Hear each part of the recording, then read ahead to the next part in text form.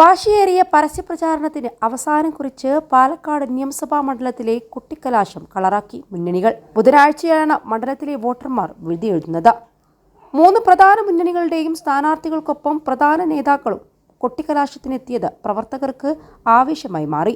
വമ്പൻ റോഡ് ഷോയുടെ അകമ്പടിയിൽ നഗരം അക്ഷരാർത്ഥത്തിൽ ജനസാഗരമായി തന്നെ മാറി. അപ്രതീക്ഷിത ട്വിസ്റ്റുകളും ടേണുകളും നിറഞ്ഞ തെരഞ്ഞെടുപ്പ് പ്രചാരണം നടന്ന പാലക്കാട് മണ്ഡലത്തിൽ വിധിയെഴുതുകയാണ്. കേരള രാഷ്ട്രീയത്തിലെ തന്നെ ഏറ്റവും സംഭവബഹുലമായ പ്രചാരണ കാലയളവിന് ശേഷമുള്ള വിധിയെഴുത്ത് 3 മുന്നണികൾക്കും നിർണായകമാണ്. ഷാഫി പറമ്പിൽ വെന്നിക്കൊടി പാറിച്ച പാലക്കാട് നിലനിർത്താനുള്ള പോരാട്ടത്തിലാണ് UDF സ്ഥാനാർത്ഥി രാഹുൽ മാങ്കൂട്ടത്തിൽ.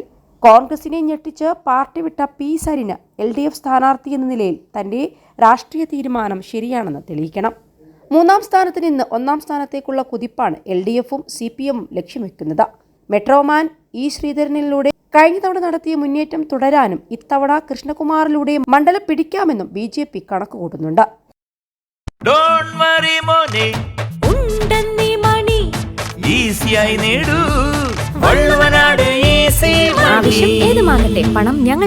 കോൺഗ്രസിലേക്ക് സന്ദീപ് വാര്യർ ചുവടുമാറ്റം നടത്തിയതിന്റെ എഫക്റ്റും മണ്ഡലത്തിലെ വലിയ ചർച്ചയാണ്. ഇന്നലെ വൈകുന്നേരം 6ഓടെ പരസ്യപ്രചാരണം അവസാനിച്ചു. ഇനി നിശബ്ദ പ്രചാരണമാണ്. 1,94,706 വോട്ടർമാരാണ് ബുധനാഴ്ച വിധിയെഴുതുന്നത്. ഇതിൽ 1,290,000 പേർ സ്ത്രീ വോട്ടർമാരാണ്. ആകെ വോട്ടർമാരിൽ 2,306 പേര് 85 വയസ്സിന് മുകളിൽ പ്രായമുള്ളവരും 2,445 പേർ 18നും 19 വയസ്സിനും ഇടയിലും 780 പേർ ഭിന്നശേഷിക്കാരും 4 പേർ ട്രാൻസ്ജെൻഡേഴ്സുമാണ്. 229 പട്ടികയിൽ ഉൾപ്പെട്ടിട്ടുള്ള പ്രവാസി വോട്ടർമാരുടെ എണ്ണം. UDF സ്ഥാനാർത്ഥി രാഹുൽ മാങ്കൂട്ടത്തിനൊപ്പം ഷാഫി പറമ്പിലും PC വിഷ്ണുനാഥും നടൻ രമേശ് പിഷാരടിയും റോഡ് ഷോയ്ക്കും കൊട്ടിക്കലാശത്തിനുമെത്തി. നീല ട്രോളി ബാഗുമായാണ് രാഹുലും പ്രവർത്തകരും കൊട്ടിക്കലാശത്തിനെത്തിയത്. BJP വിട്ട് കോൺഗ്രസിൽ ചേർന്ന സന്ദീപ് വാര്യരും കലാശക്കൊട്ടിൽ പങ്കെടുത്തിരുന്നു.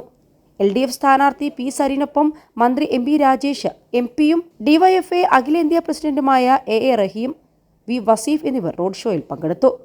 BJP സ്ഥാനാർത്ഥി C കൃഷ്ണകുമാറിന് വേണ്ടി K സുരേന്ദ്രൻ, ശോഭാ സുരേന്ദ്രൻ, തുഷാർ വെള്ളാപ്പള്ളി തുടങ്ങിയവരും എത്തിയിരുന്നു.